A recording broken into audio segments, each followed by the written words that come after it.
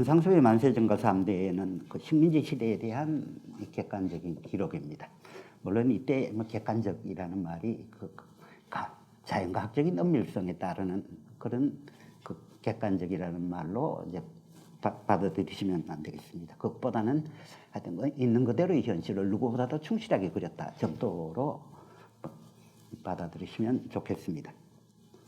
식민지 시대에 출간된 다른 어떤 소설보다도 염상섭의 소설은 뛰어난 객관적 기록이라고 말할 수 있습니다. 염상섭은 이 두 편의 소설 속에 식민지 시대 우리나라 모습을 압축적으로 재현해 놓았습니다. 특정한 당파적인 입장에 서서가 아니라 비교적 편견 없이 그 당시의 우리 한국 사회 모습을 그려놓았습니다. 이 점하고 관련해서 염상섭이 자기 자신이 소설가가 된 이유를 말하는 것을 간단하게 보겠습니다. 염상섭은 이 소설가로 첫 발걸음을 떼기 시작하려던 시기의 우리 현실을 이렇게 또 그 속에서 자기 자신의 문제를 한 개인의 선택 문제를 이렇게 이야기해 놓고 있습니다. 일체의 긍정이 아니면 일체의 부정이라는 길밖에 선택할 수 없는 그런 시대로 자기 자신의 시대를 말합니다. 분명히 흑백 논리로 판단하지 않아도 될 다른 선택의 길이 있어야 하는데 그런 선택은 보이지 않는 시대였다라고 염상섭은 말하고 있습니다. 그래서 다른 선택을 할 수 없게 만드는 이런 시대적 분위기를 견딜 수 없는 고통으로 받아들일 수밖에 없다.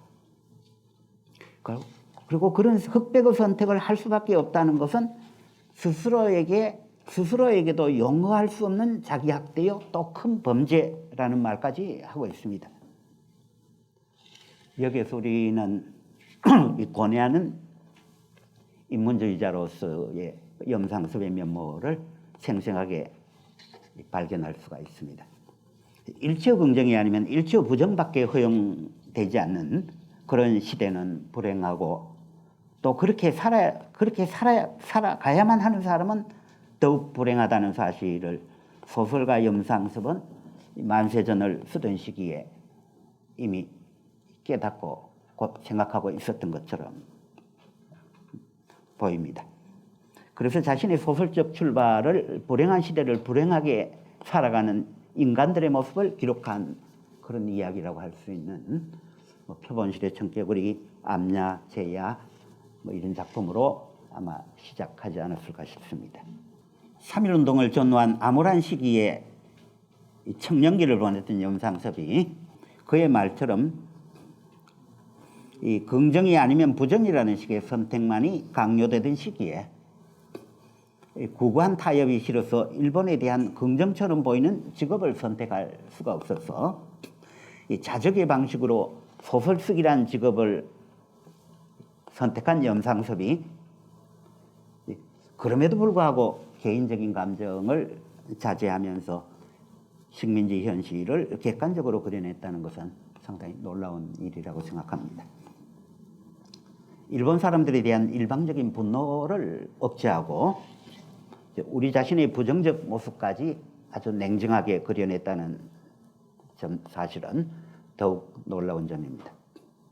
바로 여기에서 우리는 염상섭이 이 당대의 다른 소설가보다 훨씬 뛰어난 소설가적 자질을 가졌다는 것을 발견할 수 있는 동시에 염상섭의 소설이 지닌 우수함도 발견할 수가 있습니다.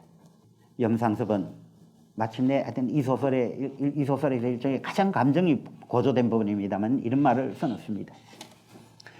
젊은 사람들의 얼굴까지 시든 배추잎 같고 주눅이 들어서 멀거니 앉았거나 그렇지 않으면 빌붙는 듯한 천한 웃음이나 헤헤헤 싱겁게 웃는 그 표정을 보면 가엾기도 하고 분이 치밀어 올라와서 소리라도 버럭 질렀으면 시원할 것 같다. 이게 산다는 꼴인가? 모두 대져버리라. 잠깐 안으로 돌아오면 나는 혼자 속으로 외쳤다. 무덤이다. 구더기가 끓는 무덤이다. 이 대목에서 염상섭은 자신이 파악한 식민지 현실의 모습을 구더기가 끓는 무덤이라는 상당히 가격한 말로 드러내고 있습니다. 자제해왔던 감정을 에이 대저라 움도 싹도 없이 쓰러져 버리라 망할 대로 망해버리라 라는 비명 같은 외침으로 폭발시키고 있습니다.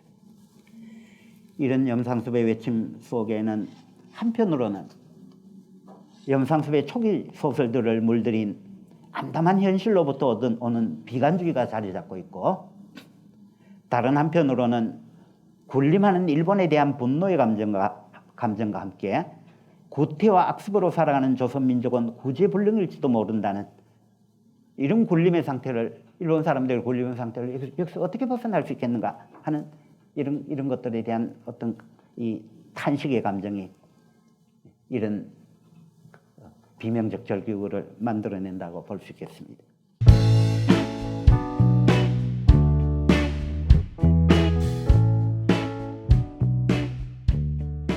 만세전은 이인하라는 인물을 중심으로 인물이 거의 주도적으로 이끌어가는 이제 소설적 서술입니다만,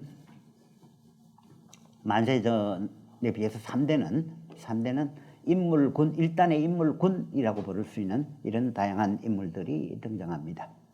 3대에서 두드러져 보이는 것은 가족의 역사가 아니라 3대를 구성하는 조이간, 조상훈, 조덕기, 이 세 인물들이 벌이는 긍정적인 혹은 부정적인 행태, 그리고 이들하고 관련된 여러 등장인물들이 보여주는 긍정적인 행태, 부정적인 행태, 이런 것들입니다. 그리고 3대에는 반드시 이 가족의 일들이 소설의 대부분을 차지하고 있는 게 아닙니다. 가족의 문제에도 상당히 중요하게 다루어지고 있지만 가족 밖의 사회 문제들이 3대의 상당한 분량들을, 어쩌면 더 큰 분량들을 차지하고 있습니다. 그리고 이 3대라는 소설에서 주인공인 조덕기의 친구인 김병하라는 인물이 이 조상훈, 조덕기의 아버지인 조상훈이라는 이 인물보다도, 그리고 3대의 중간에 해당하는 이 조상훈이라는 인물보다도 훨씬 핵심적인 주요 인물로 등장하고 있습니다. 이런 사실은 3대가 가족사를 구성하는 3명의 시간을 중심으로 전개되지 않고 있다는 사실을 말해줍니다. 또 이 보조적인 인물로 등장하는 여러 사람의 경우도 가족과 생활을 함께하는 사람들보다 가족 밖에서 사회의 모습을 보여주는 이 홍경애라든가 필순이라든가 이런 인물들이 상대적으로 더 큰 비중을 차지하고 있습니다. 3대 속에서는. 그렇기 때문에 이런 점들도 3대가 통시적인 가족사를 그리는 소설이 아니라는 사실을 분명하게 보여줍니다. 염상섭의 3대에서 가장 중요한 역할을 하는 두 인물은 이 주인공인 조덕기하고 사회주의자 김병하입니다. 이 사실은 당대의 정치적인 흐름이 민족주의와 사회주의로 크게 나뉘어 있었다는 이런 사실하고도 맥락적으로 일치합니다. 염상섭은 민족주의를 옹호하는 입장이기 때문에 할아버지의 유지를 받들어서 가장의 자리를 잇고 돈의 가치를 긍정하는 인물, 이 3대에서는 3대에 등장하는 조덕기라는 인물은 할아버지로부터 사당의 열쇠와 금고의 열쇠를 물려받습니다. 그리고 물론 3대에서는 핏줄보다는 돈이 더 훨씬 더 중요하다는 걸 확실하게 보여줍니다. 그리고 조덕기도 그런 사실을 알고 있습니다. 그렇지만 그 돈으로서 할아버지처럼 살지 않겠다는 태도는 보여줍니다. 즉, 이 사회주의에 대해 비판적인 거리를 유지하는 이런 조덕기라는 인물을 3대의 가장 핵심적인 인물로 만들었습니다. 그러면서도 사회주의자인 김병하에 대해 일정한 공감의 유대를 가지는 인물로 만들어 놓습니다. 이걸 심퍼사이저라고 염상섭은 부릅니다만, 그것은 염상섭의 사회주의가 부정적인 전통을 파괴하는 일에서는 민족주의보다 훨씬 낫다, 이런 생각을 이미 누차에 피력하고 공개적으로 또 말하고 있는 이런 입장을 보여준 것하고 상관이 있을 겁니다. 염상섭이 3대에서 가장 부정적으로 그려놓은 인물은 이 아버지인 조상훈입니다. 이 주인공이 조덕기가 봉건 시대에서 지금 현 시대로 건너오는 외나무 다리의 중턱에 서 있는 것처럼 아주 아슬아슬하게 짝이 없는, 이런 위험하게 짝이 없는 상태에 있는 인물이 아버지다라고 생각하고 있는데, 어쨌건 이 아버지가 하는 행태는 대단히 부정적이고 타락해 있고 위험합니다. 이 아버지라는 이 조상훈이라는 인물은 마땅히 집안을 물려받아야 할 가장이었지만 이 기독교를 내세워서 제사를 거부했고 또 그러면서도 여자와 노름에 빠져 있어서 조위관으로부터는 자식 취급을 받지 못하고 있는 인물입니다. 그러니까 봉건 사회를 강력히 부정하면서 어떤 새로운 이제 서구적인 문명을 받아들이려고 하다가 그것도 좌절됐고, 그리고 일본의 식민지로 전락하면서 정치적으로도 이 사람 이 세대들은 좌절했다. 그래서 교단 나라가 아주 무릎을 꿇었지만 이건 진짜 신앙은 아니다. 뭐 이런 이제 이야기를 영상섭은 이 3대 속에서 해놓고 있습니다. 어쨌든 조상훈처럼 아버지처럼 지나치게 급진적으로 전통을 부정해버리고 그리고 자기 자신은 아무것도 거기에 대한 대책도 모두 안 보여주는 이런 것들은 바람직하지 않다. 여기에서도 우리는 혁명보다는 어떤 변혁을 선호하는 염상섭의 모습을 볼 수 있는 셈입니다.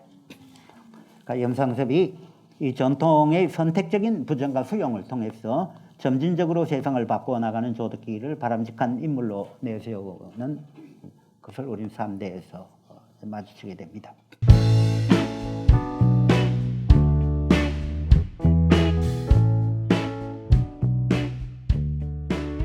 염상섭이 한국 소설의 발전에 기여한 가장 큰 공적 중의 하나는 개인의 내면 세계를 소설의 주요한 관심사로 끌어들여서 여기에 대한 묘사를 발전시켰다는 사실입니다.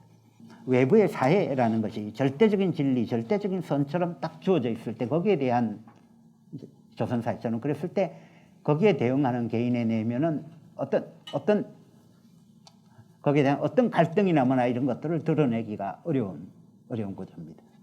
그러니까 내가 저 사람을 사랑하는가? 이런 질문 자체가 허용되거나 용납될 수가 있습니다. 왜냐하면 아내는 선택되고 이미 집에 데려온 다음에는 사랑하든 사랑하지 않든 평생 데리고 살아야 될 관계입니다. 그러니까 사랑이 같이 살건 같이 살지 않건 이런 것들을 결정하는 중요한 문제가 되느냐. 어쨌든 이 개인의 문제와 사회의 문제 사이에는 여러 가지 복잡한 문제들이 얽혀 있고 이것들이 이제 진지하게 검토되면서 소설의 세계 속에 들어오기 시작한 것도 1920년대 그리고 특히 염상섭으로부터라고 이야기할 수 있겠죠. 3대라는 소설의 마지막 장면은 이런 식으로 되어 있습니다. 덕기는 병원 문 안으로 들었으며 아까 보낸 이 부의금이 적었다는 생각이 들자 집을 나올 때 돈을 좀 더 가지고 올 걸 하는 후회가 났다. 그것은 필순에 대한 향의로만이 아니었다. 구차한 사람, 고생하는 사람은 그 구차, 그 고생만으로도 인생의 큰 노역이니까 그 노역에 대한 당연한 보수를 받아야 할 것이 아닌가. 이런 도의적 이념이 머리에 떠오르는 덕기는 필순이 모녀를 자기가 맡는 것이 당연한 의무나 책임이라는 생각도 드는 것이었다. 맡겠다가 아니라 드는 것이었다. 뭐 이게 이제 3대의 결말입니다. 여기에 묘사된 이 주인공 조덕기의 내면 세계는 1차적으로는 이 부자가 가난한 사람을 돕는 것은 당연한 일이라는 식의 어떤 휴머니즘 또 그리고 그러면서도 한편에는 필순에게 쏠리는 자신의 이 어떤 감정 때문에 내가 이렇게 도와주려고 하는 건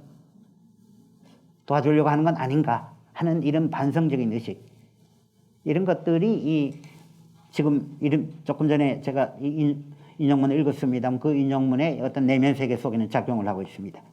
그러나 이것만이 아닙니다. 이 조덕기가 돈을 더 가지고 나오지 않은 것은 필순이 아버지가 죽어가지고 이제 이 부위가 적었다, 뭐다 이런 생각을 이제 첫머리에서 하고 있는데 그러면서 돈을 좀 더 많이 가지고 나올 걸 뭐 이런 후회를 합니다만 돈을 더 가지고 나오지 않은 것은 생각이 없어서가 아니라 자기 자신의 머릿속에 불투명하게 들어있는 필순에 대한 연정으로 조덕기의 머리가 복잡하기 때문에 그렇습니다. 또 필순이 모녀를 맡을까 말까 하는 것도 이 파산한 집안의 처녀를 첩실로 들어앉히는 것으로 바깥의 사람들이 생각할 가능성이 있고 그리고 자기 아버지가 자기 아버지가 홍경애를 첩실로 데려앉힌 사건, 할아버지가 수원댁을 데려앉힌 거 전부 파산한 집들입니다. 그런데 외부에 대를 이어가지고 이런 일들이 벌어지는 건 아닌가? 이런 가능성 때문에 조덕기라는 인물이 지금까지 행동해온 거로 봐가지고 손쉽게 결정 내릴 일이 아닙니다. 따라서 조덕기의 내면 세계는 순수하게 개인적인 의식으로 채워져 있지 않습니다. 조덕기의 내면 세계는 사회와의 관계 속에서 이미 복잡하게 얽혀 있는 겁니다. 염상섭은 이렇게 자신의 소설 속에서 이렇게 뒤얽혀 있는 복잡하고 강대한 내면 세계라는 어떤 영토들을 다른 소설가보다는 상당히 사실적으로 객관적으로 개척해서 우리나라 소설의 지평을 넓혀준 중요한 소설가였다. 이렇게 저는 말씀드리겠습니다.